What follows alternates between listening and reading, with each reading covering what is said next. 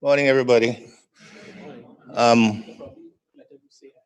I I have a co-presenter with me, Bartlett. Bartlett, are you there? I am. Am I being heard? Good, we're hearing you. Please introduce yourself. I'm being muted by the host. So first of all, thank you everyone for having us here to present today. Just briefly,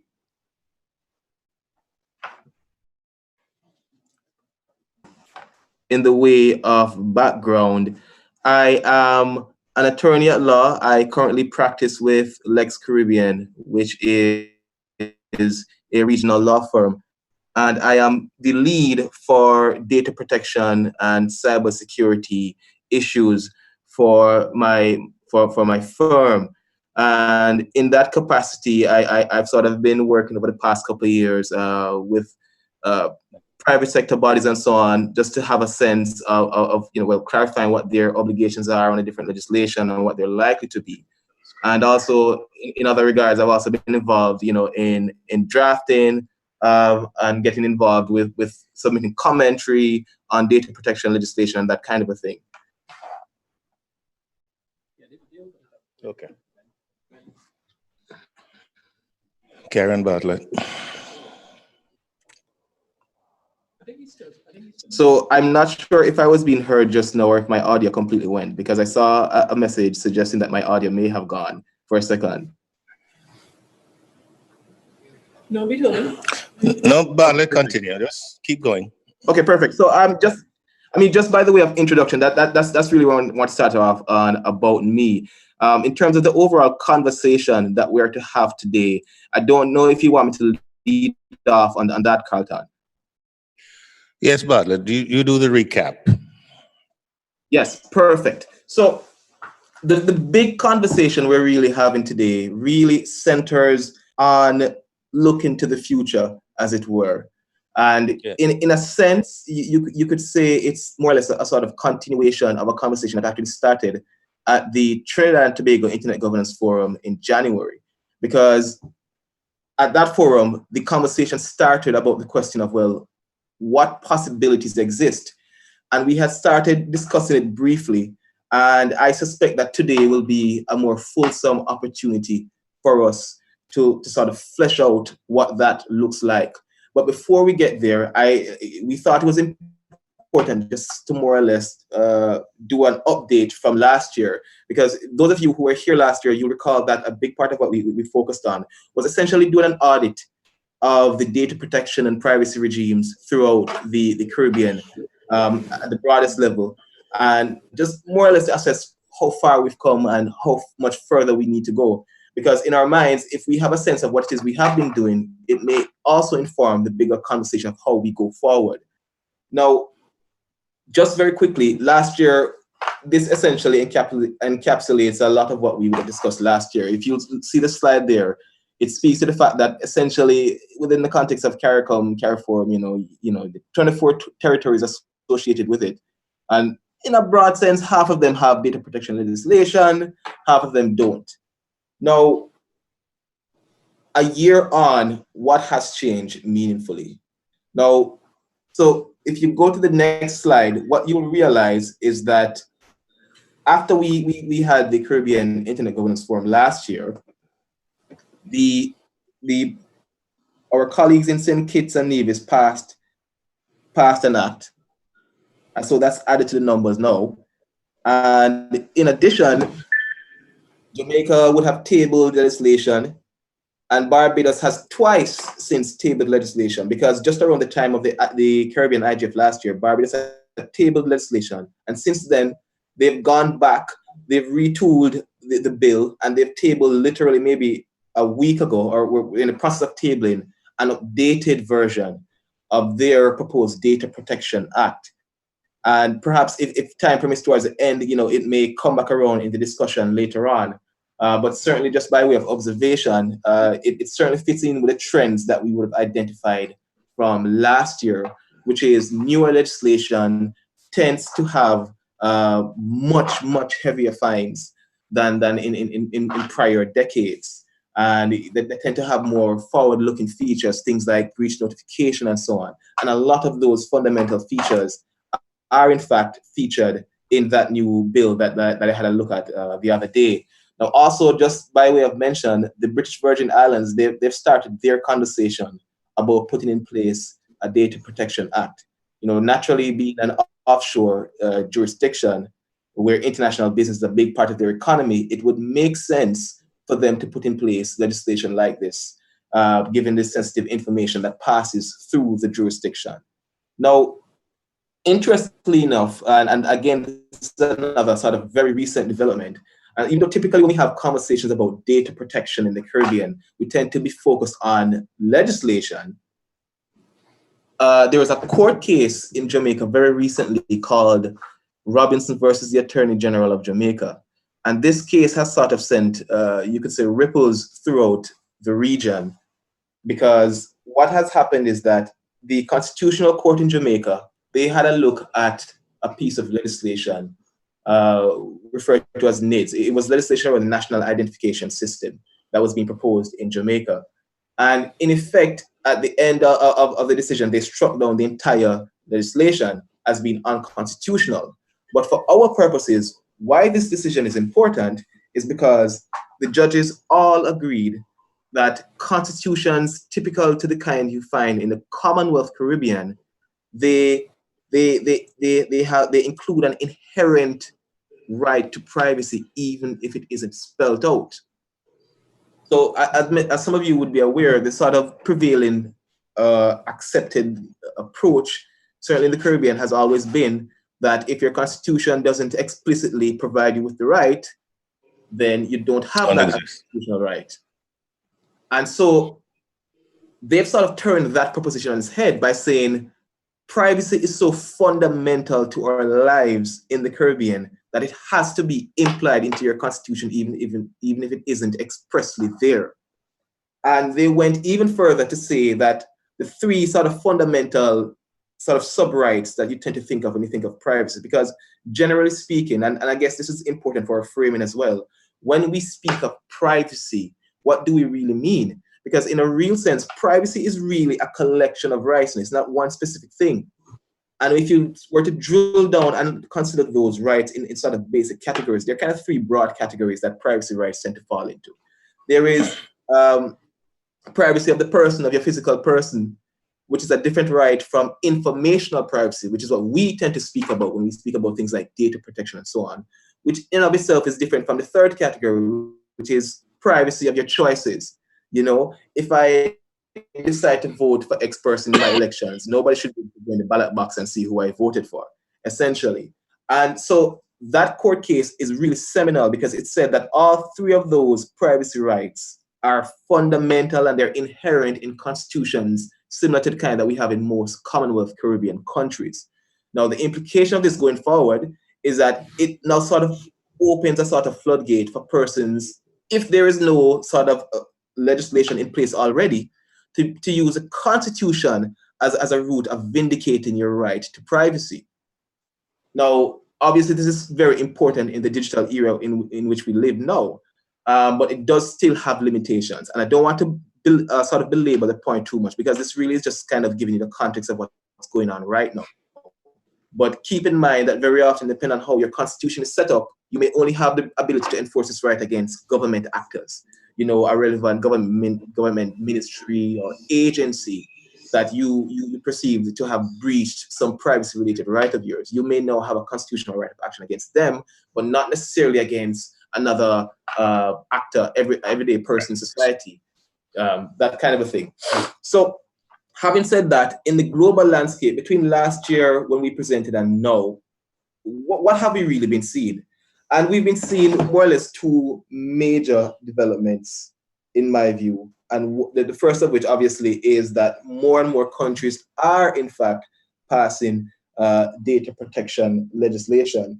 Importantly, you know, there will be much mention made of the California Consumer Privacy Act in California in the United States. And Brazil also would have signed into law their federal data protection law as well, which was published in maybe August last year after a meeting. and it is to come into effect 2 years hence. So in 2020, that law is to come into effect. Importantly, also in terms of the global landscape, India has actually put legislation on the tables in their parliament for consideration right now.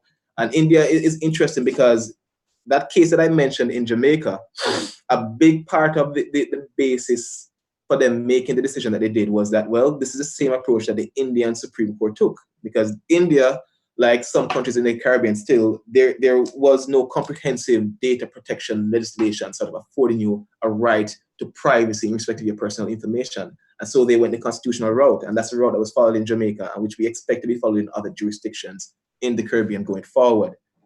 Now, so they've tabled legislation. Now, and also we know that there are conversations also in Indonesia, in Honduras, in Kenya, and also in Zimbabwe now about getting legislation in place. So there's definitely a trend towards more and more countries sort of, so you could almost say there's a snowballing effect, because as it stands today, May 3rd, we're now up to 132 countries in the world that have comprehensive data protection legislation on the books, which is significant. Now, the other major issue that we've noticed going on is that the fines are a lot tougher than they were before. So, I mean, you would probably recall from the news recently where the French Data Protection Authority, they would have fined a major entity 50 million euros. I mean, this is no joke. But as we would have identified last year, this is in fact the trend towards larger and larger fines. And the more legislation is passed, the more the legislation will allow for larger fines to be levied. So again, to use the example of the Barbados Data Protection Bill that has just been floated, it went from having one of the lowest proposed fines throughout the Commonwealth Caribbean in the prior iteration to now having one of the highest fines throughout the Commonwealth Caribbean, because they propose to fine you up to $500,000 Barbados dollars, which is $250,000 US, which is among the highest fines that would be available to a party in the Caribbean right now. And there are other examples like this. Obviously, we would have seen last week in the news where certain filings would have suggested that Facebook has set aside at least $3 billion for possible fines from the Fair Trading Commission in the United States. Go ahead, Carlton. 5 billion. Yes, 5 billion. But the point being, people now have to, entities throughout the world now have to take data protection more seriously and have to account for enforcement against them. It's no longer the era where this is just a nice novelty. This isn't like, for example, in the 90s, where back then perhaps it was only Australia that was really taking a serious approach to legislating around data protection and so on. This is the new normal now, that you have to take data protection seriously. Both private actors and governmental actors, we now have to take it more seriously, given the consequences that are in effect right now. Now, I think that pretty much covers the sort of background or framing of what has gone on in the past year or so to sort of bring us all up to speed on where we are now. And now this allows us, I think, to go into what is to be an open discussion. And although Carlton and I will be leading it, it really is expected to be a discussion with everyone in the room about going forward, what are our possible options here in the region around data protection. And I would frame it in this way, because the question or the problem that we're trying to solve is this. In my view, and this is literally just my view of it, I would happily welcome your own ideas of what the underlying issues are. But to my mind, it is this: how do we achieve more or less a standard law in a regional system that is based on individual state sovereignty and still celebrates the differences that we have here in the region? So in other words, how do we harmonize while still accepting the reality that, well, we're all sovereign states and we have our different nuances and different things that we prefer and different approaches that we may want to take to specific issues, but at the same time acknowledging that there are huge benefits to be derived from having a common approach, potentially, to data protection. That is the underlying issue. And so in that context, I really just want to sort of create the overall framework, as it were, or rather to outline what the accepted frameworks are for thinking about questions to do with harmonization. Now, there are two broad schools of thought about how one could think about the question of harmonization of laws and processes across states. You know, if you were to speak to a pure public international law academic, they would tell you that there are 5 accepted approaches. Now, if you speak to more sort of practical day-to-day practitioners, entities like UNCITRAL and so on, they would tell you that really it amounts to 3 different approaches. And I would suggest that in a real sense, the truth is in the middle. So briefly, and hopefully without you know, I mean, killing everybody with too much academic theory, let's just quickly cover down what the accepted approaches are in public international theory to harmonization. Bartlett, Yes. before we get to that, Yes. let's keep that powder dry for a minute. Before we get to that, maybe we can have some questions from the audience to kind of frame the next discussion. 3 things that we want to probably just mention. Bartlett mentioned the case on Robinson versus the Attorney General of Jamaica. What is interesting about that case is that their lordships made their judgment on the dissent from the Indian Supreme Court. So it was the dissenter in the Indian court case that actually informed the Jamaican judgment, not the majority decision in the Indian Supreme Court. Yes. First thing. The second thing that you need to bear in mind is that the movement for more data protection legislation around the world tends to be using the European model for data protection, which is a GDPR, General Data Protection, GDPR regulation, General Data Protection Regulations. So the models we see emerging around the world is based on the GDPR. And the third thing that we should emphasize in this discussion, and Bartlett mentioned it early on, is that if you look at the legislation around the world, they actually mirror the 3 broad focal points for privacy. Privacy of the person, privacy in information, privacy in choices. So those things are very important for the overall discussion as to what might be a role that we would play. Kevin, you raise your hand. Do you have a mic for Kevin? Nobody? Right. Hi, thanks, Carlton. Kevin Swift-Lacknick. I was just trying to ask these questions, just following up from some of the points Bartlett was making, and I think it could probably add to the debate. Bartlett, thanks for the presentation. You were saying that you're pointing out the territories that are developing data protection legislation. And I know right now, for instance, there is a public policy effect from access providers and internet intermediaries that provide services. So there are protections for citizens by virtue of the contracts that they have and the penetration of their services.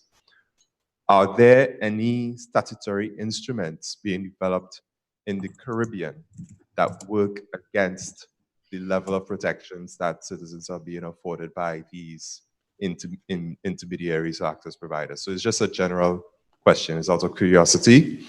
And the second question I had was, I'm thinking a bit of the whole story about levies for universal service, and I'm wondering, what does a Caribbean DPA do with a multi-billion-dollar fine? What's the life cycle of that? Good question. Deidre, you wanted to? No? Anybody else want to ask a question? Yes? No? Yes, Bartlett, you want to answer, or should I take a stab at it? Yes. Well, I'll take a stab at the first one. Kevin, if I understood your first question correctly, was it really about whether or not there are statutory instruments in the Caribbean that more or less the effect of them is to limit the privacy rights relative to the intermediaries? Is that a fair framing? Well, it's whether any of these statutory instruments affect in some way the level of protections that people are already getting from non-state actors. And that could be for a philosophical reason. It doesn't have to be out of ignorance. There could be like a philosophical argument why the state would say that this needs to happen, and it may appear as an administrative burden to a service provider. Okay, let me take a stab at it. The major area where that comes into play is the data protection, in the consumer protection legislation. Consumer protection legislation in the Caribbean, some of them are, you have Barbados, fair trading, you have Jamaica with the Fair Trading Act and the Consumer Protection Act. We have one. In the law, there is some coverage for consumer against intermediaries. The problem has always been enforcement. The regulations, for example, I don't know if you've been following a case where the Fair Trading Commission of Jamaica took one of the service providers to court, and the service provider's defense was, well, you don't have any standing to take us to court. It is actually the other guy, the other regulator, because we're a telecommunications provider. It was a dodge, but the judges, of course, threw that out, and they're still trying to figure out how to bring that to a close. The real issue for us in the region is that where there's consumer protection legislation, the regulations are weak to non-existent. And where there is the will to go to court is not there. That's how I would answer that. Yes. But the second one is a little broader, and that requires your kind of legal expertise on it. You want to take a stab at it? You don't recall what the question was? Mm-hmm. So my challenge is the audio froze for maybe about 10 seconds just now, and I suspect I missed the crescendo. All right, Kevin, you want to replay the question? I think it's interesting, the question. I think you have an answer for it. Okay. Yeah, so I had a nice flashback down memory lane to levies for universal service across the Caribbean. So my question is, what does a Caribbean DPA do with a multi-million-dollar fine? So it's riffing on the fact that the fines are going up, and if we have DPA commissioners, we have structures that can accept the fine, what will they do with the fines, right? Other than put it in this consolidated fund. Well, so here's the thing. So there is this sort of conundrum with data protection authorities generally.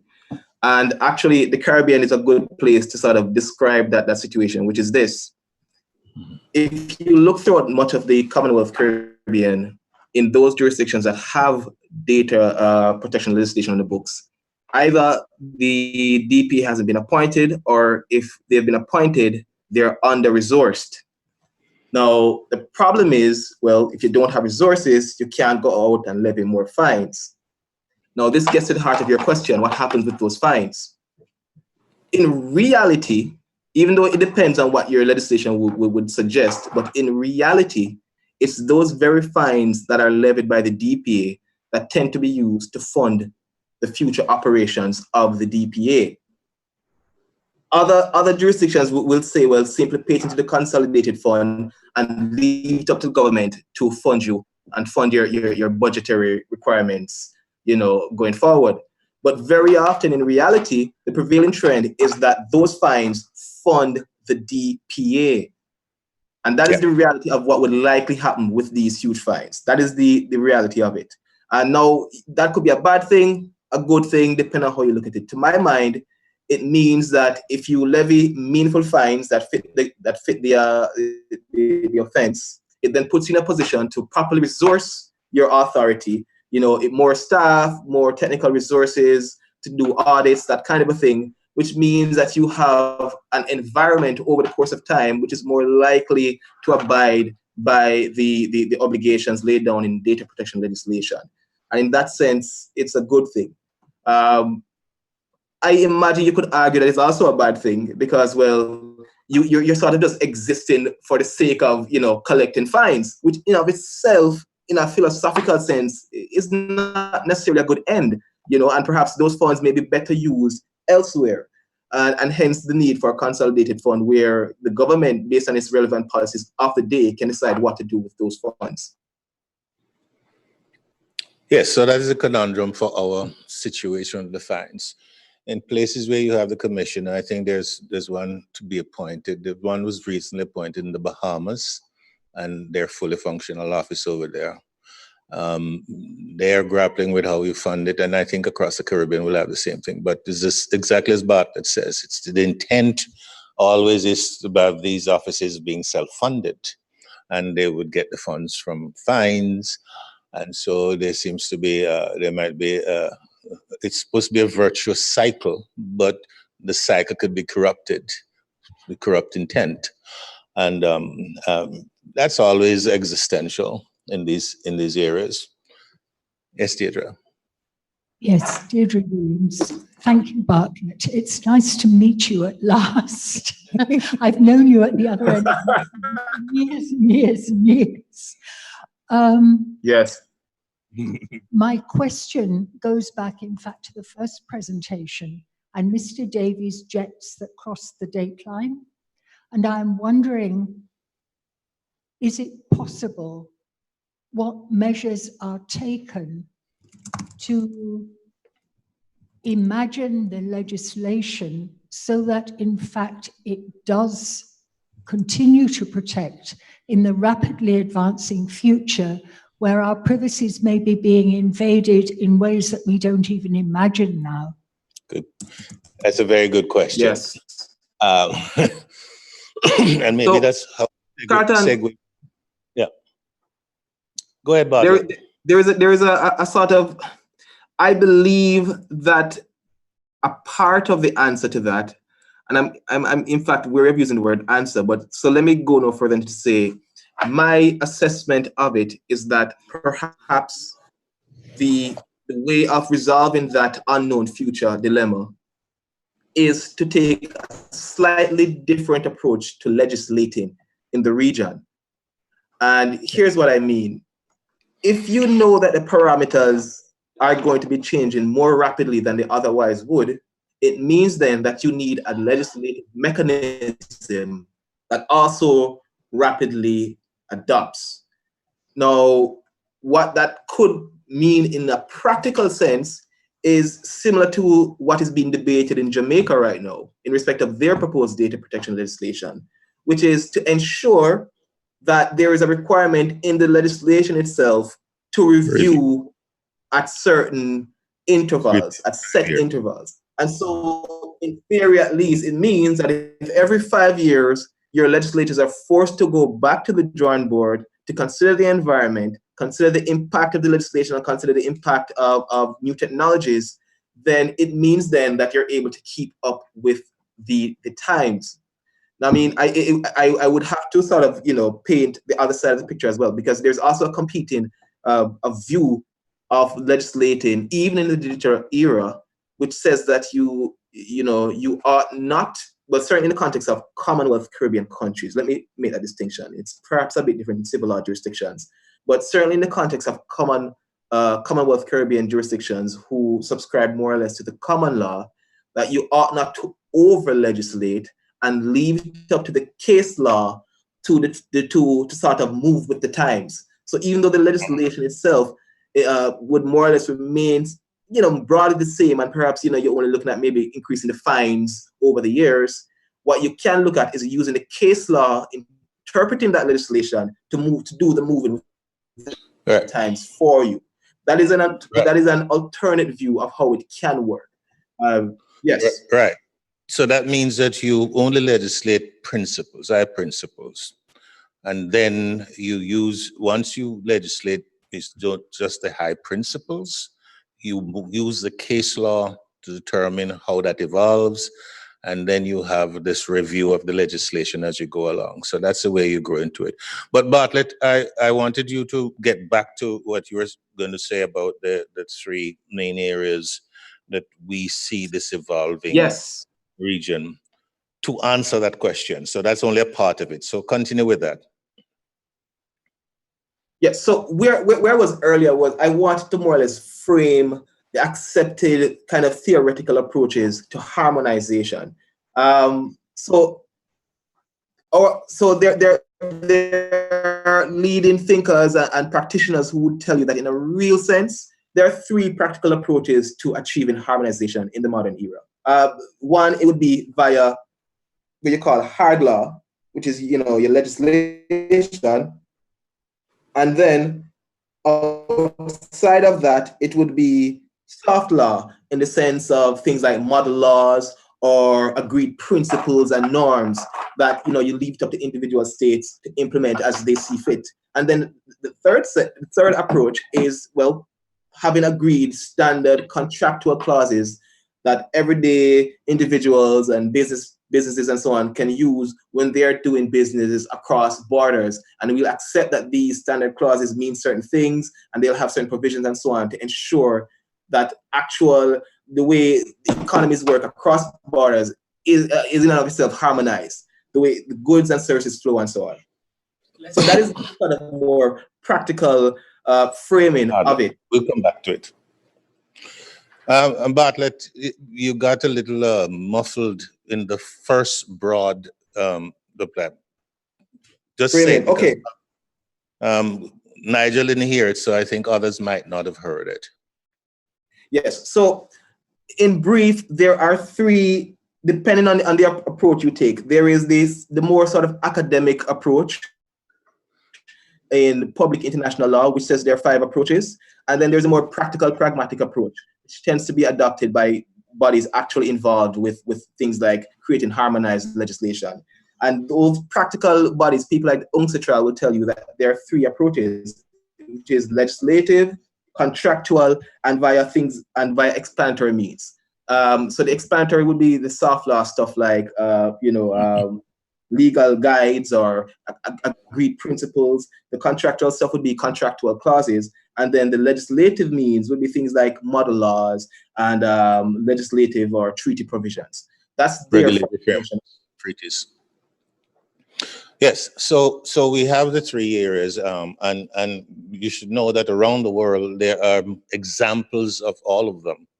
And in the Caribbean, some of you might be familiar with one approach. Who remember HIPCAR? How many people remember HIPCAR? Okay, so we have a few people remember HIPCAR in the room. HIPCAR approach was the one that used the model legislation. Remember that? So model legislation was developed and it was promulgated around the region, and then the legislative assemblies were supposed to take that up and tropicalize them. I use the word tropicalize advisedly. Put in the local nuances as they see fit. That's the approach. So we are familiar with that one. The other one, of course, is the treaty legislation. The CSME, for example, is that approach. Yes. You agree on a basic set of principles and rules, and everybody is supposed to develop, again, some kind of cooperative framework to make that work. And so we're familiar with the movement of people on the CSME and so on. So we do have some examples in the region of how that approach is. The big one, and I think Bartlett can go here even deeper, is the major challenge in all of this is to understand what principles are shared, what are the normatives for sharing certain principles, how you're going to implement them, how you enforce them. Oh, and the other one, of course, is having a regional enforcement mechanism. So we have that enforcement mechanism. And we also have an example of that. People are familiar with impacts, yes? Impacts, right? You remember what happened when we had the World Cup cricket? You remember what happened there? And there was very quickly, they adopted in getting people moving through across borders, right? By harmonizing how they treat them at the border and so on. So that is one other way of doing it. Yeah. At the same time as HIPCA, there was a World Bank funded project doing something similar, but in a much less transparent manner. I know we had it in St. Lucia. Half of our ICT type legislation went to HIPCA and the other half went to the World Bank project. I wonder, is it necessary, do you know about the World Bank project, and is it necessary to talk about what they were doing just a little bit? I think I know which one you're talking about. It is the eGRIP project, the part of the eGRIP thing. The real issue with that was that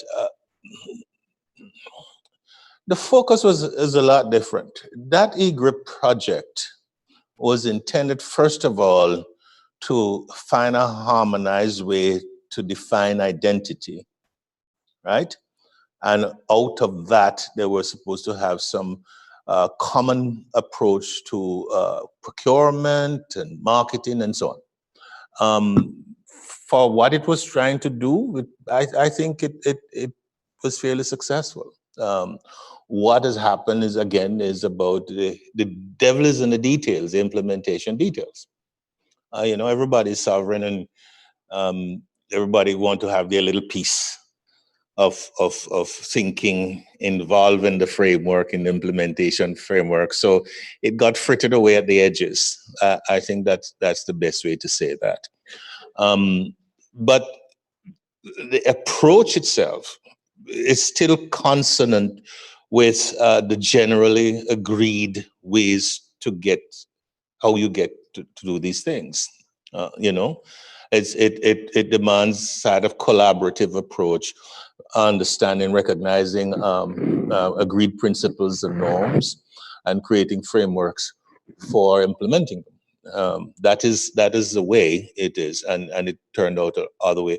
There are places in the world where this has happened quite well. If you look at, we talk about the thing is that what we see around the world is that common economic conditions tend to work well into implementing these broad regional frameworks. So, for example, in West Africa, you have them trying to have a common regional approach to data protection, and they have a common regional approach to the enforcement of the data protection law. And in Southern Africa Development Cooperation Council, and so on.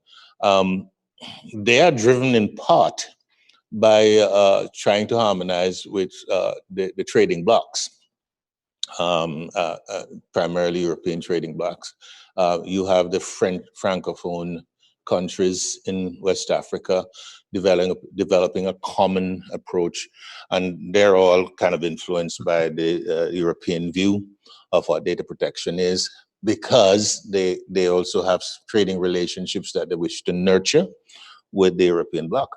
So these things tend to kind of track the economic interests of states as we go along. It's not unusual. What is important for us to understand is that we have to agree on norms and principles, then we find a way to implement along that line. Yes, Nigel. Yes, Bartlett, can you hear me? Yes, I can. Okay, good. Of the 12 Caribbean countries, I think it was 12 you said, how many of them had data protection? Yes, in that region. Yeah, somewhere around that. But this Are is they the similar? wide Caribbean we're speaking of, not Commonwealth Right. Caribbean. Right, yeah, Commonwealth Caribbean. Yeah. From the standpoint of harmonization, are they similar? Are they using similar approaches? Are they easily disposed towards harmonization and that sort of thing? So the answer is yes, but with an asterisk. So one of the points that Carlton touched on earlier, which is actually very important, is the overall approach that we've taken, certainly in the Caribbean, towards legislating for data protection. And so what you'll find is that a lot of the fundamental principles that we tend to put in legislation as being fundamental principles that ought to be protected and observed by data controllers tend to be more or less identical, coming from the kind of European roots of data protection with those accepted principles. Not keeping data for longer than you need it, that kind of a thing. And so in that sense, if you were to literally pull up a dashboard of all the legislation across the region, the underlying principles tend to be the same. Where there's huge divergence in the region, though, is in terms of things like the enforcement mechanisms, in terms of the fines that are levied across the region. Sanctions. Yes. And also the scope, because, for example, you have at one extreme, St. Vincent, that only applies the data protection regime to governmental actors. Yes. Right? No. Private persons. Yes. So that's one of the funny things about the St. Vincent Act that we've always found interesting. They were early out of the gate, and perhaps that was why, but they targeted theirs only at governmental institutions, whereas others would focus more on private actors as well as governmental institutions. Yeah. And so those are where you tend to have the shades of difference. And also, what you'll realize that if you were to plot the legislation on a graph in terms of a timeline, you'll realize that those that came out in the Caribbean, perhaps in the earlier part, they don't have things like breach notification mechanisms built into the act. But the newer ones over the past maybe 4 or 5 years, most of them have breach notification requirements. So that's where the difference tends to come up. But the underlying principles that we say are important are more or less the same. But how we go about protecting them diverges widely. Yes. Bartlett, the St. Vincent Act, is it, I thought it was that the government excluded themselves. Is that not true? Okay, so no, it was the other way around from what I gather with them, which is that they limited it to their institutions. That was my understanding of it. All right, we'll look at it again. So yes, so that's a broad outline of what we want to discuss. The first one, of course, is the agreement on norms and principles for data protection, and whether or not we are going to recognize broadly that the right to privacy exists, and what buckets of privacy we are intending to protect, whether it is the person, privacy of the person, privacy of association, and so on. And thirdly, whether or not we feel that the approach to having comprehensive data protection legislation in the region would be, any of the three approaches that we generally see around the world, and whether or not we in the Caribbean will endorse any of them in this case. Yes. Question, Gary, Dave, help her out there. Thank you. Bartlett, can you see the room? Yes, I can. Okay. Hi. Hello. I just wanted to share, because this is really a fascinating discussion.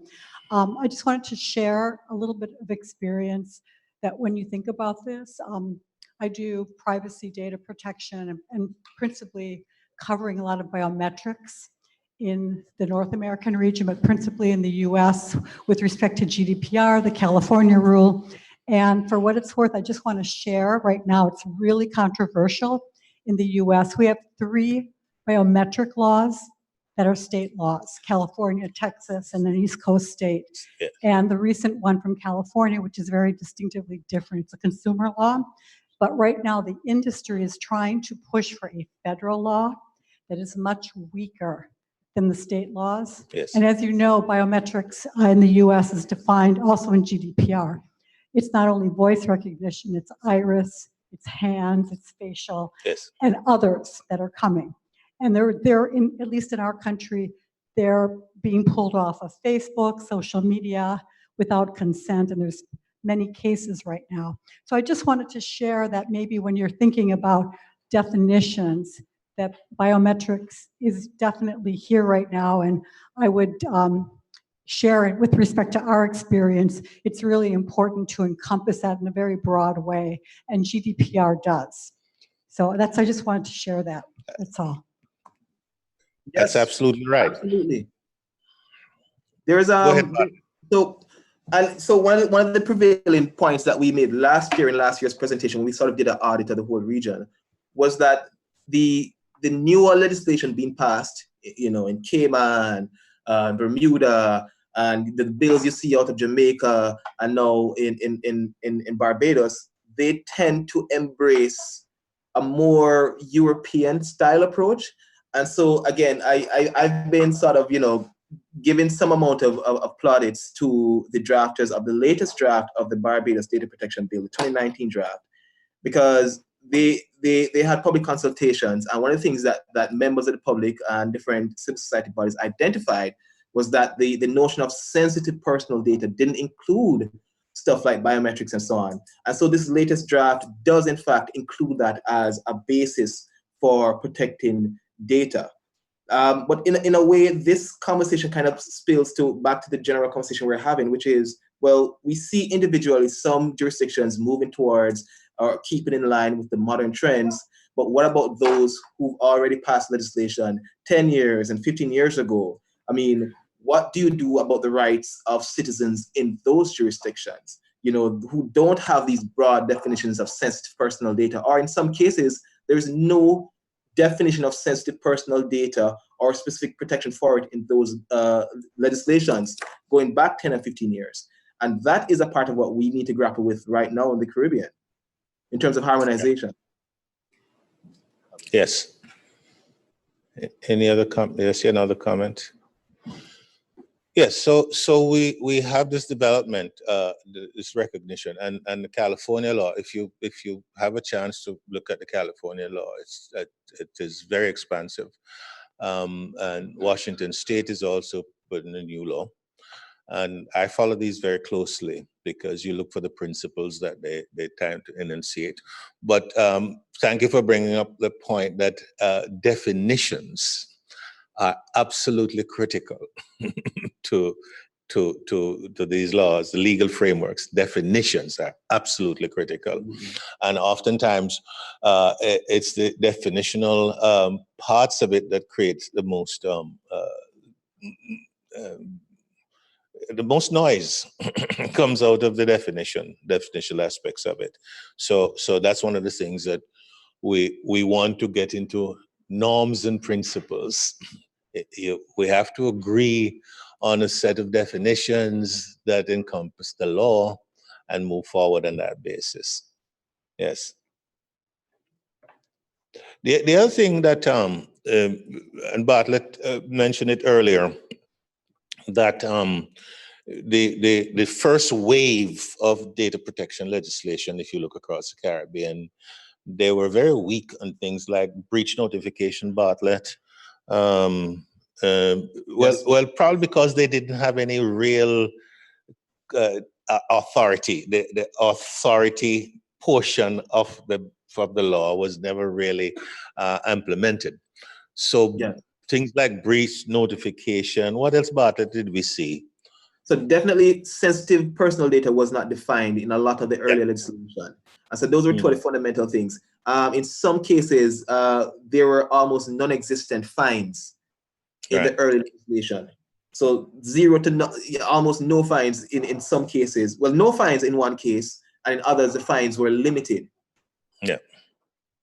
So those things hinged on the authority, the promulgation of the authoritative instruments and the framework to enforce the law. So those things are very common, and we should look for them. Yes, Deirdre. I'm going back again. I was involved in the HIPCA negotiation business in St. Lucia, and I remember particularly the privacy legislation. And the consultant was from Germany. Yes. And while we were discussing this, he said, but in 25 years, nobody's going to bother about privacy. This is before we learn to distrust the internet.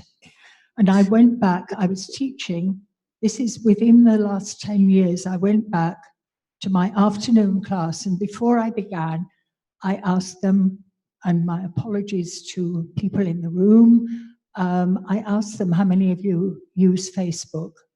And all hands went up. And how many of you are concerned about keeping things about you private? And all the hands went up. And the fact that these two things might be mutually incompatible didn't seem to be occurring to people then. Now we're all running scared. 5 years down the line, where are we going to be? Yes, that's true. But you see, one of the things that we have to grapple with always is that the platforms were positioned as tools for forming communities. And generally speaking, when you're in your community, you tend to have a certain sense of who you are and what's supposed to happen. And you never much think about the other things because, you know, you're with your tribe, as it were. And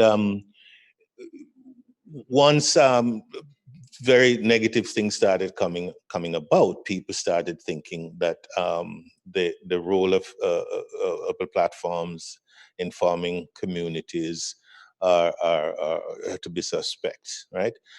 The platforms, as platforms, still enable communities, but the concept of community is what has kind of moved a little bit, and maybe that's what we want to kind of address, to see how that we have kind of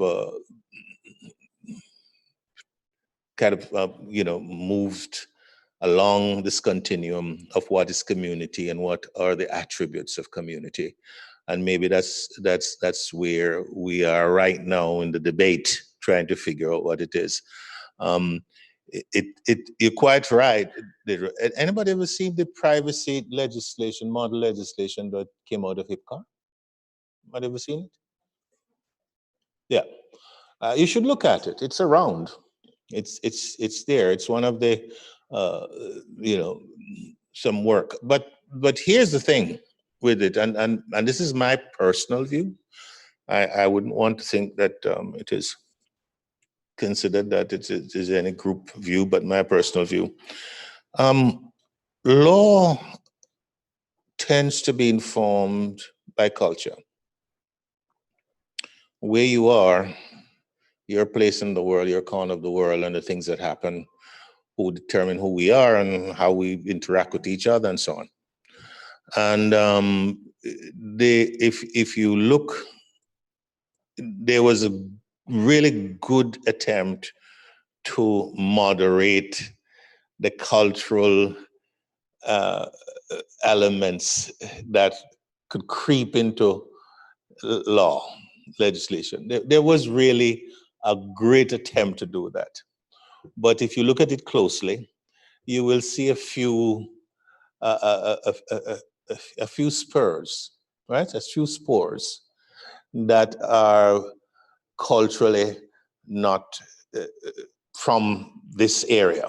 You will see that. And it's not that it's not useful, but you have to be mindful that when you're looking at this model legislation, that you could see some footprints from elsewhere. And yes, that the intent always was that the model legislation would have been taken by each country, and we would have gone through it and tore it apart and put it together again, and then we would infuse it with some of our own acculturations. That is where we fell down. But I say this to say that the approach to a regional framework for data protection, we are very mindful that some of these cultural footprints can kind of creep into it, seep into it, and it is for us to be mindful of it and minimize that as much as is possible. Yes, and we have two at the back, Deborah and Dev. I have a little question on that comment, only because it's a global world. Yes. And as you know, GDPR applies around the world to any European citizen. So I know that for companies in certain parts of the world, whether we like it or not, in our subsidiary companies, we have to comply with GDPR because we're dealing with Europeans. And I very much appreciate how important it is to have regional flavor. That's diversity, and that's the gift to the world, right, of the Caribbean. But so much of this data protection has become global. And so I'd love to hear a little bit more, if you could clarify more, what does that mean exactly when you talk about the cultural? How does that play out in regional harmonization and legislation? What does that look like? Okay. Let me hear from Dev first before we attempt to. Well, yes, I'm following a little bit about the GDPR. One of the things in the GDPR is this thing about the right to be forgotten. And I was wondering, is this concept gaining traction in the Caribbean or not? That's a good question. Any other, Kevin? Just to add to that, that right to be forgotten, I think it's purely tied to a European historic event. Yes. So I think that might be the distinction as to how we in the Caribbean might think about that concept. So again, the Caribbean imperatives for data protection, yes, for privacy. I'm glad that came up, because that's one cultural example that the right to be forgotten. In our view, well, you know, I had a boss one tell me it's better to be talked about than not. It seems to us that the right to be forgotten, especially in a digital age, is a little cockeyed. So that's one cultural thing. The other thing that, for example, hate speech, hate laws, from the European historical antecedents, you could understand how the hate laws come in. For example, Nazi propaganda, and the Germans are very big on this, and carry on.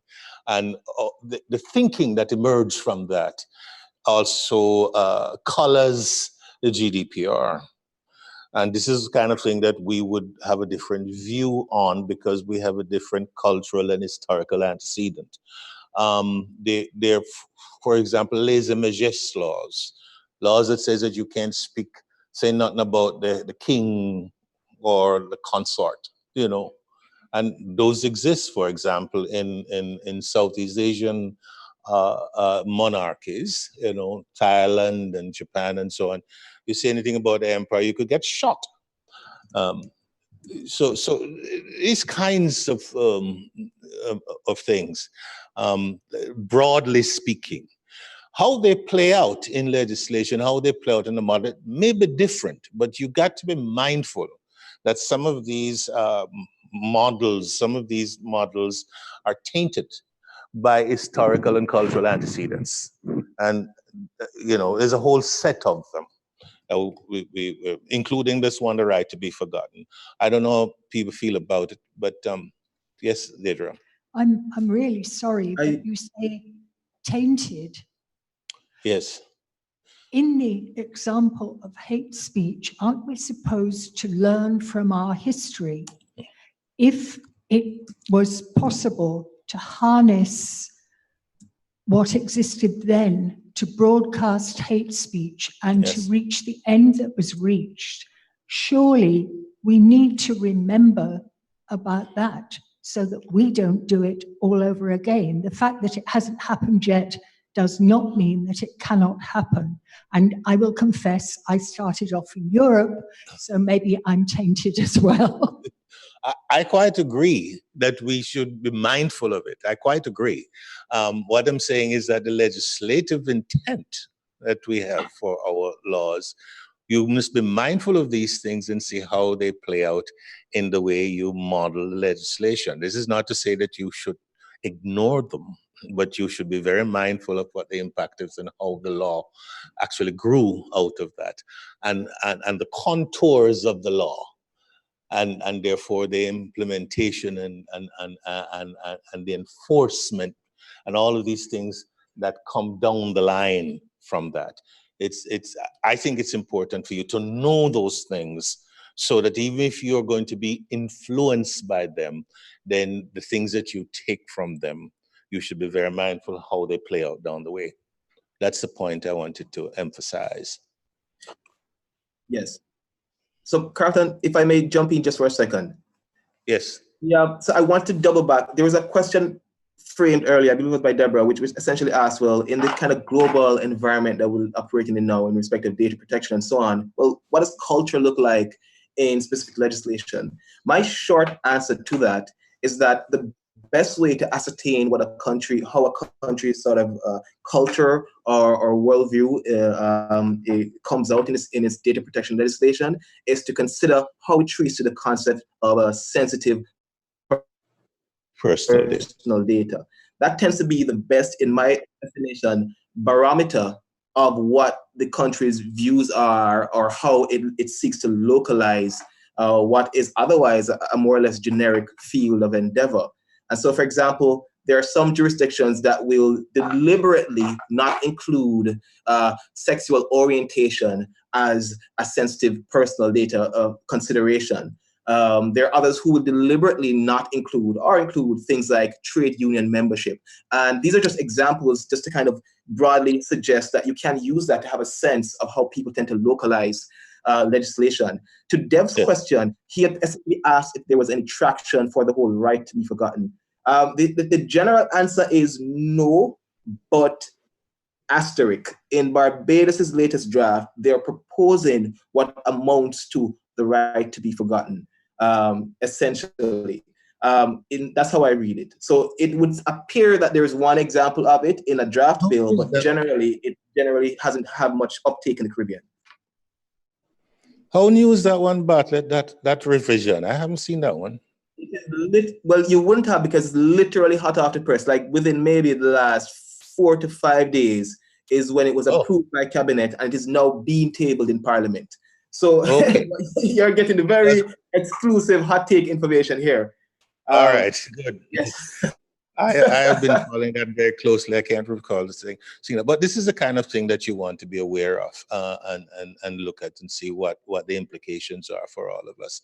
The other thing that I wanted to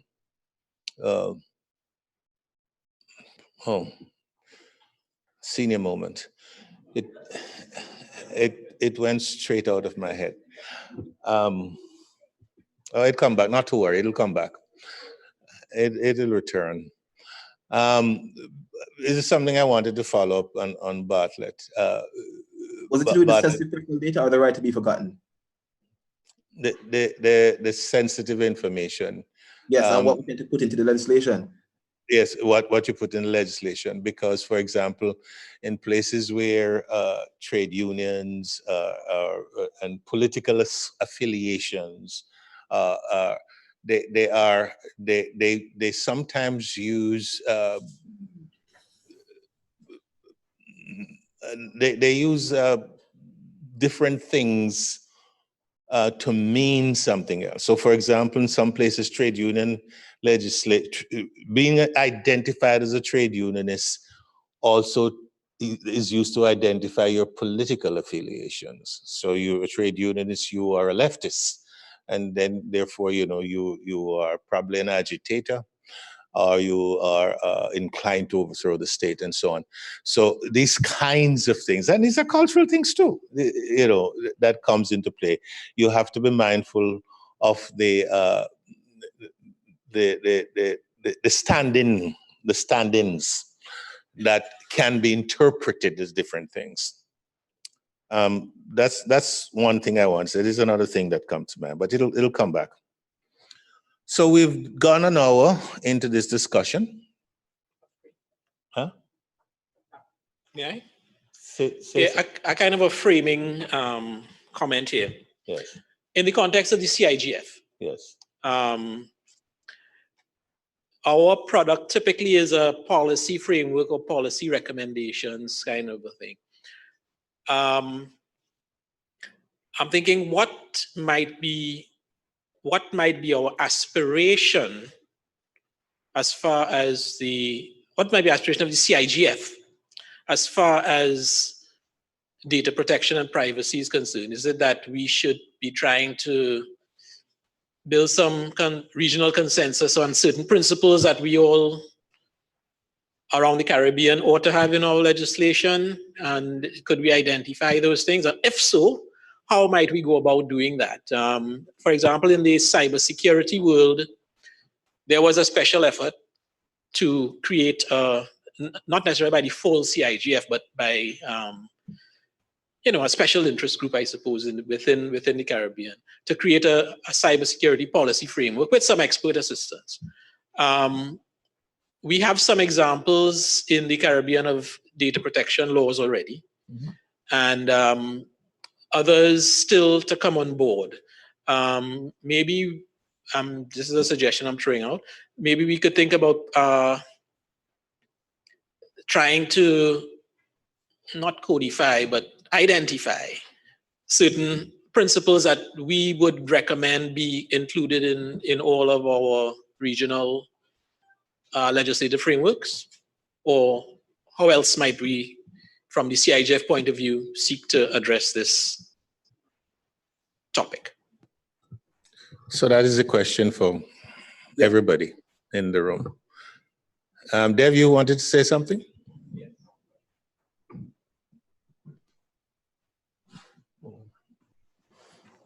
Hi. Well, it's not from me, but from Agri Marsh, who's following it remotely. So his question is, or comment, with us going to the single ICT space, how does single ICT inform the harmonization of our data protection laws? Kind of what Nigel is saying. And his follow-up question is, if I give my data to one territory, does it mean other territories have a right to it or access to it? All good questions. Well, tell the truth, we always saw this within the construct of the single ICT space, because in the digital environment, this is where we think the rubber hits the road. So we're not sure how we're going to execute, but we certainly believe that this is something that is very much to be embraced within the framework of the single ICT space. So that is to answer Agri. We agree on that. We're just not sure what the modality is, and maybe that's where we need to have this conversation in this room and elsewhere to kind of define a way forward. Bartlett, Yes, Yeah. I wanted to jump in there because the general flavor of the questions in the last round seemed to be, well, where do we go from here, essentially, and how? Now, you'll recall earlier in the conversation, we had sort of laid out that, there are broad different approaches. You could, do harmonization of legislation, which you've already tried. You could go to the level of treaties and so on. But here's a reality that we have to confront, which makes it a challenging conversation.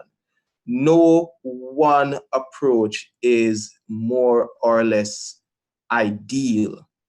And it may perhaps be too early, arguably, to even make a strong recommendation for one approach or the other. Now, because, for example, if you were to say, well, let's go the route of a treaty, a convention of sorts, a Caribbean Convention on Data Protection. Okay, well, it sounds nice in theory, but then this goes back to the point that was raised by Deirdre about, well, the unknown future. What happens when you fix on certain principles and said, this is the hard law in all the jurisdictions in the Caribbean, and then you realize after you've implemented it that certain aspects of it just aren't fit for the reality that we exist in? It's extremely hard to change treaty or to amend the treaty obligations, because then you have to get everybody to go back and file, instruments and that kind of thing, and to see to it all over again. And so it can be challenging in that regard. Now, as our lived experience has demonstrated, simply doing things like harmonized model data, sometimes it may not have the effect that you think it will have, in that sometimes people may not actually implement it at all, or the implementation, when you compare different implementations, they're so far apart that you can't actually say that we have in fact harmonized certain aspects of the regime. Now, what in my view, there are certain things that practically we can start thinking about now.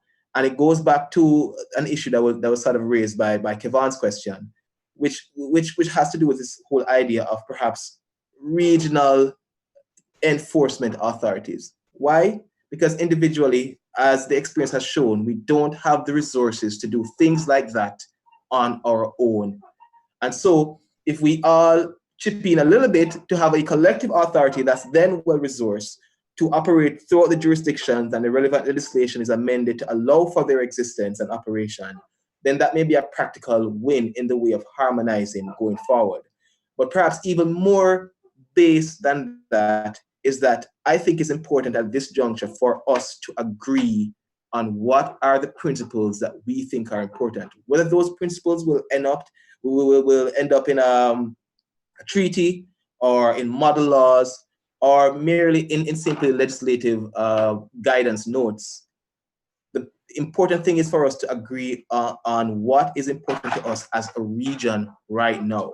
Now, I mean, Carlton and I have certain suggestions, but I would put it to you that it's up to you guys also to sort of refine or even add to that, or, where the suggestions might be bad to ask that they not be considered.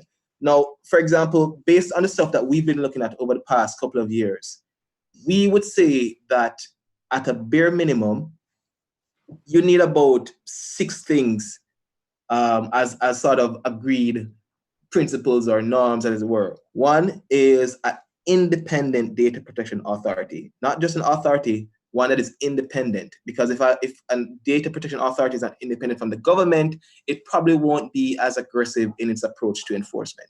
And that's the reality of it. We also need to ensure, and this goes back to those jurisdictions that already passed legislation early in the game, in the first wave, that there is a separate definition of sensitive personal data. Regardless of what each country may believe should be encapsulated in that definition, it is important that you have it. Because the truth is, without that distinction, then the more sort of rigid protection that you require for sensitive personal data, the kind of stuff people can use against you, so to speak, to harm you, then you won't have that.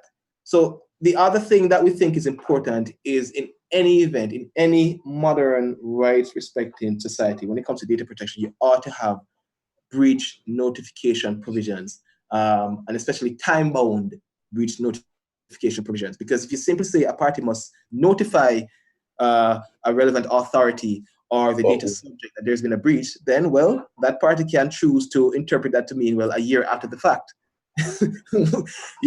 which isn't very useful. So it's important to have time-bound breach notification. We would also say that's important, and again, this goes back to the earlier jurisdictions that have passed legislation without it, or those jurisdictions that don't have right now, which is to have meaningful sanctions and fines incorporated into the legislation. I think regardless of how you look at it, the trend tends to be that where the fines are significant, then data controllers tend to take their obligations seriously for fear of being fined. The other thing that we'd want to recommend for consideration is that there ought to be transparency in the collection and transmission of personal information. It's not enough to simply say you're collecting my data. I ought to know what you're doing with it and why and where you're storing my data and where you're sending it. I ought to know that if I want to know. Now, the final thing is that we would suggest that there ought to be built into any sort of framework going forward as a principle, more or less audit trails for consent that must be maintained. In other words, if a data protection authority comes knocking at the door of a data controller, that data controller should be able to demonstrate, well, here's what I've been doing to ensure that persons consent to me collecting their personal information. And those, in our view, based on what we've seen so far in the Caribbean, are sort of like the baseline principles that we can all agree ought to be in any data protection legislation that we pass going forward. Yes, and one other thing, Bartlett, you skipped over do we also feel that any legislation must have in the legislation some mechanism for review of the legislation after a certain period of time? Yes, absolutely. Yeah, Bartlett, Nigel, Casimir. I think what you just enumerated is like what I was looking for, things that some sort of principles probably we could put out and for consideration and maybe see if we have consensus in the CIGF that we could probably carry those forward. So thanks for that. Wonderful.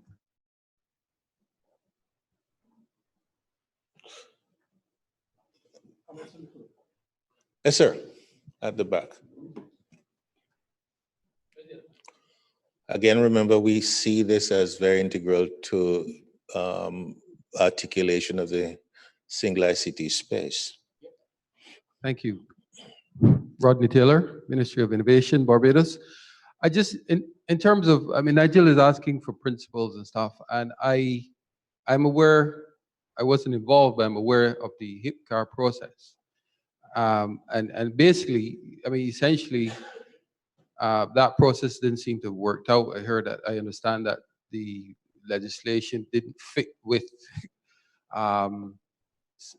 the, what's the right term? It basically did not fit with the existing legislation in the Caribbean. That is my understanding. But if there's someone who's able to elucidate on that for me, because the modern legislation already provided some guidelines, and I want to know, did we have a problem with the guidelines? Did we have a problem with the language?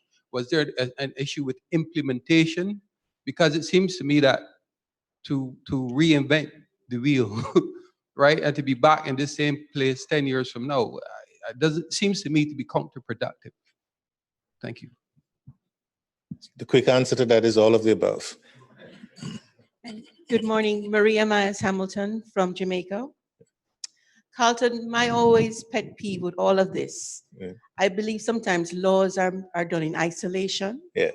And the more we have conversions of technology and a need for legislation, there is a need for the technical people to be in the room when the conversation is being held. And you speak of definitions, because definitions can mean many things, as we know in ICT. Yes. So it's very important that we all talk to make sure that the laws are doing what they're supposed to do and not being impeding innovation and technology and the growth and development of our economy? Maria, we come from the same background, and we've known long together that this is what our view is. You probably have heard me say this before. The law is too important to leave it to lawyers. I have always felt that the way we go about legislation is wrong, even about writing regulations. I was involved in a situation right now, and they say to me that I was required to review the law so that I had an implementation framework for a process. And it was very clear to me that the law was going to be wrong because the law itself was blind in so many areas. And I said to them, you can't do that. But what I can do for you is I can write the regulations that forbear the law. So where the law I thought was pickled with the wrong approach, you can write regulations that actually demoted those considerations. And they said, well, yes, you can do that, but we need a lawyer to write it. I said, but that's a problem. You get the lawyer to write the law, and the lawyer didn't understand what the definitions were.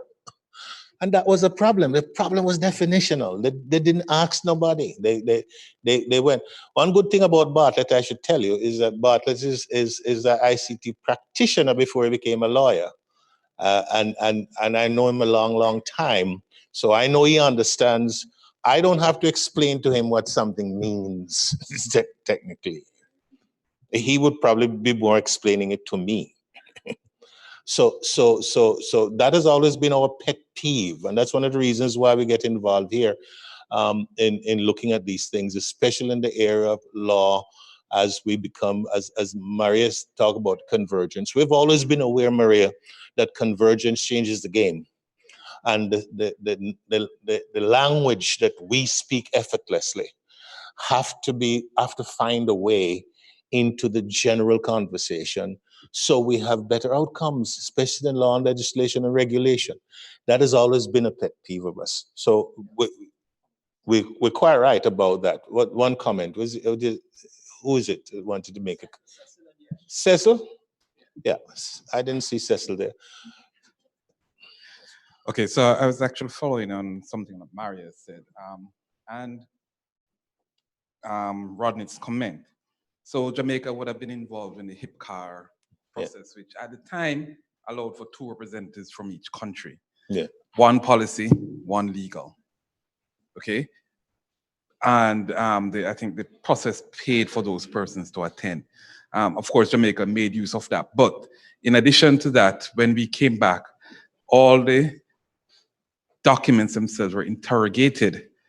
Talking to people, says you're talking to me, I know the story. All the documents themselves were interrogated by a team of technical persons, in addition to the lawyers. And the lawyers who were there were the ones who were going to be writing the law. The point I'm saying is that 10 years on, many of those HIPCAR legislation or draft templates have found themselves into the bills in Jamaica, into the laws that we actually have in Jamaica because of that approach.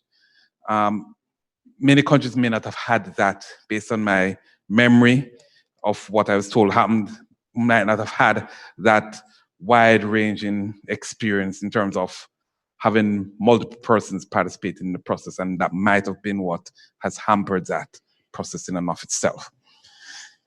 Having said that, Carlton, I agree with you. When the lawyers draft the legislation, they miss key things and key intents.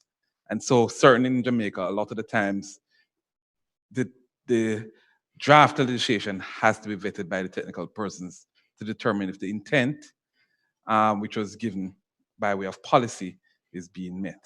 And I can tell you that certainly when those documents come to me, and I've saved many a days having reviewed documents like that, whereby the lawyers got the intent wrong.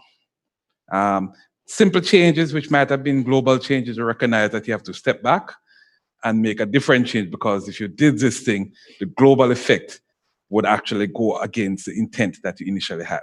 So that was one thing. Final thing is, it's only in recent years that you had lawyers being the primary drafters. I'm from the old school, and the old school, the actual policy direction and so on are always developed by the technical persons, not the other way around. I know that too. SG before Kevin. Right. I think Cecil may have answered part of that issue that Rodney raised. But in 2012, when the CTU was working with the OAS to draft a Caribbean cybersecurity policy, what came out was that in many of the countries, they did not have the legal drafts people to take that model law and fit it into the local environment. And that continues to be a challenge here across the region. But I really liked what you said. You have the technical people sitting with the lawyers to explain and really explain, what the technology is about. In the absence of that, you are just shooting in the dark. Yes, SG, that's right. Kevin. Yes, just one quick anecdote to that effect about collaboration to draft the laws, and that would be the TNT cybercrime bill, because that was an exercise that took many years in the making, involved an interministerial committee of many capacities, technical officers, policy, law enforcement across government ministries, agencies, and private sector inserts at times. But as she had alluded to, so that was a long process. You had a well-informed product at the time, but then the capacities to move from that aspect into the implementation, they've all since been a bit dispersed. And I think it's a perennial challenge that each Caribbean territory faces. Now you're hearing about the cybercrime bill being debated, and it's almost like if it's on fresh airs. And it's as if you're reinventing the wheel at a point where even when you have the right people in the room and you go through years, literally years, I was part of that committee, doing something, we still don't get to the other side of it. Bartlett before, and that's it. Thank you, Kevin. Bartlett, you want to come in here? So I did, I quite enjoyed the battering of lawyers earlier, but what I would suggest is this. It discloses a deeper sort of challenge with how we operate in the Caribbean generally, not just in ICT spheres, but generally, which is we tend to go towards silos first as opposed to being collaborative first. That is the real underlying cultural sort of problem that we need to address. And there are lots of reasons for it. I mean, as you'll very often know, and one of the things I've observed as being sort of someone who straddles the divide between ICT and a legal practice is that very often there's a certain vulnerability that comes with speaking to a professional from another space and sort of exposing your own ignorance. It's hard to admit that you don't know. And so because of that, we tend to go into silos where we only talk to other people like ourselves, which is that's a big part of the underlying problem. The other part of the challenge that we're facing right now in the region is that governments, and this is they don't seem to appreciate the importance of meaningful, broad-based consultations across stakeholder groups. And so invariably what you find happening is you basically have an end product, it's given to you, and if you're lucky, they may open comments for a brief period of time and tell nobody that the comments are open for that piece of legislation. And then before you know it, it's passed, it's the law, and that's the end of the story. That is hugely, hugely problematic because it means that the leading thinkers in the relative areas aren't having an opportunity to actually dive in, to look at it, to spin it around, to say, well, I think this is fit for purpose, or this may not be fit for purpose. And so we're missing lots of opportunities because what will happen is in our rush to get legislation passed, we pass legislation that doesn't actually help us. It doesn't actually aid development. It doesn't actually achieve the purposes that we set out to achieve.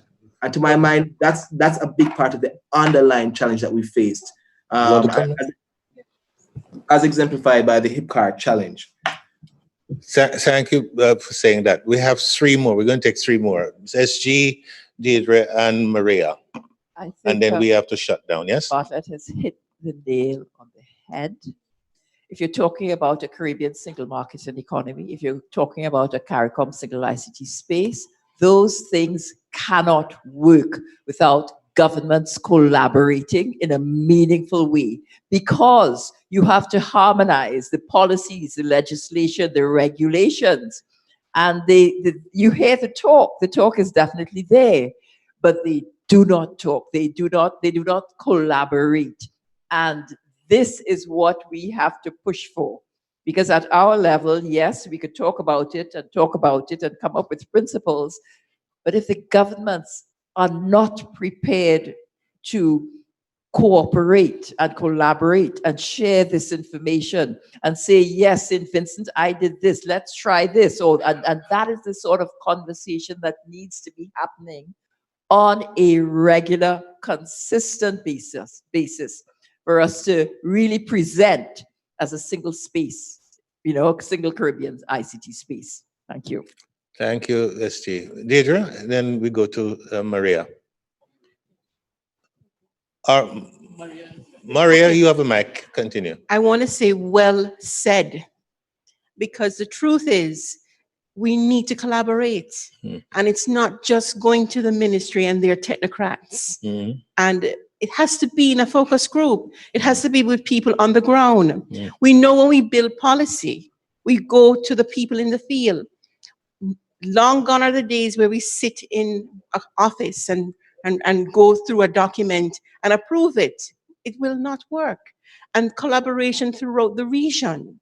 These type of forums, these 2 days have been the greatest days. Can I say that to you? Where we all talk and we all learn from each other.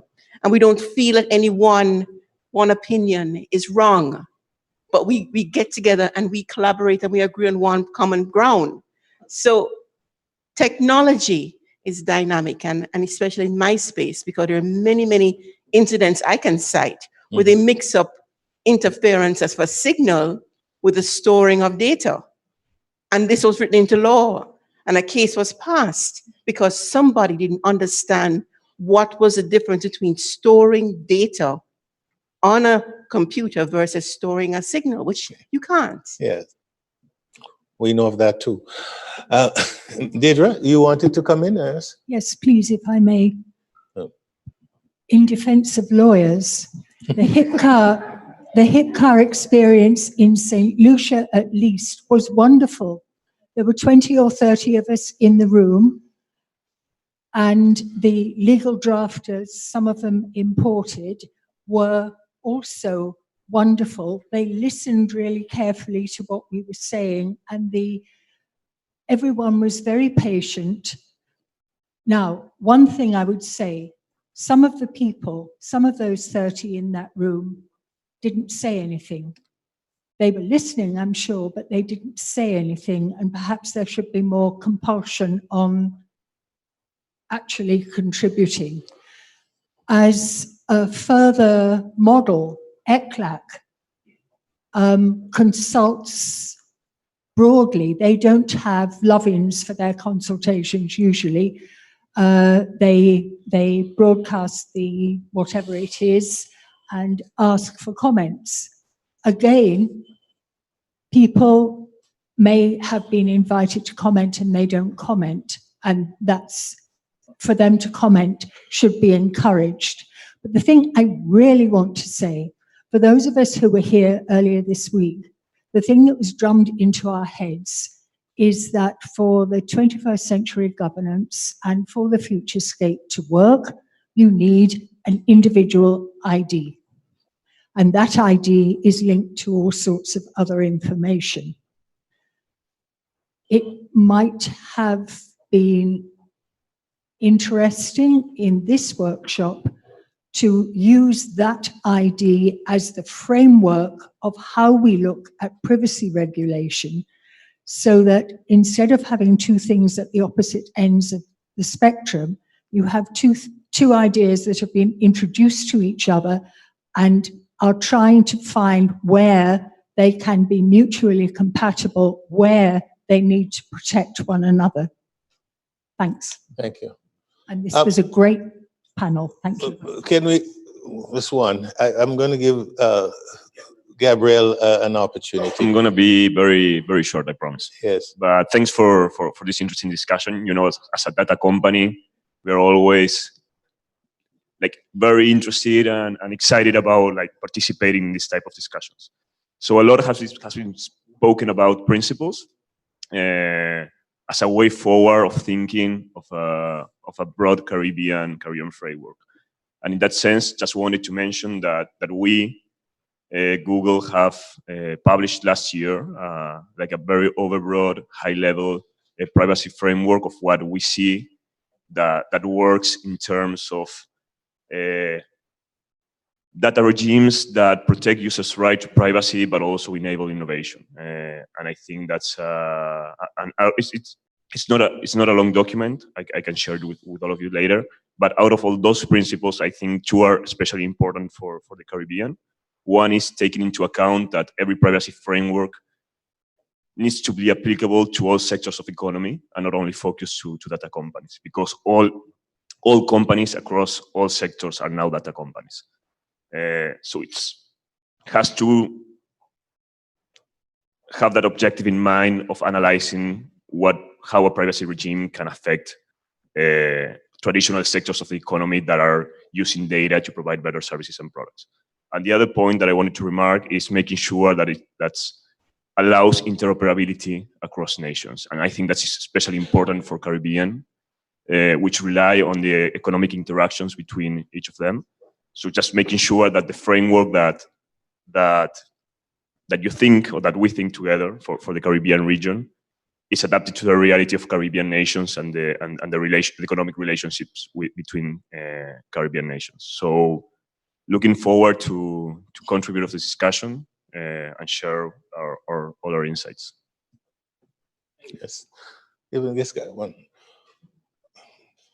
gentleman at the back, he's been waiting for a long time, and then we have to close off the discussion. Nigel is ringing his bell here. So we're going to have to shut down. Yes. Right. So the comment is based on the last statement from the gentleman from Google. Yeah. If my data is given to a data provider, regardless of sector, there must be a way for me to access that at some point, and two, that's from a user perspective. From a system integrator perspective, if I build a system and some information from my system goes to yours, there must be a way of me knowing not what I send, but if what I send to you, what you're using it for.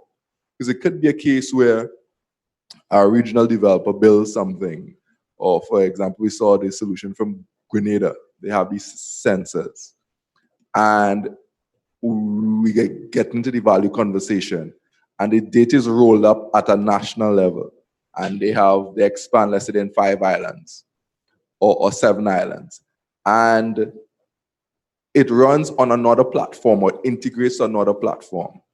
That data then can be used by that other platform to get some level of value. The local developer, or the one who puts in the work to get it to that level, would not get any value from that data after it's been rolled up into another platform. So helping the local ICT sector, the knowledge-based society, to get value for the data that's been put out there is also a key part of the discussion. Thank you. Okay, we have to close off, unfortunately. Nigel wants to get on with this thing here. We want to thank all of you for participating in this. I think we have some principles, and I think we have decided that it is somehow going to be linked to the movement along the single ICT space framework, SG. And we will have further and better discussions. And please understand, my reference to lawyers. I have lots of friends who are lawyers, but I said that the law is too important to leave it to lawyers. I want to be in the room with the lawyers. That is the difference. Thank you all very much.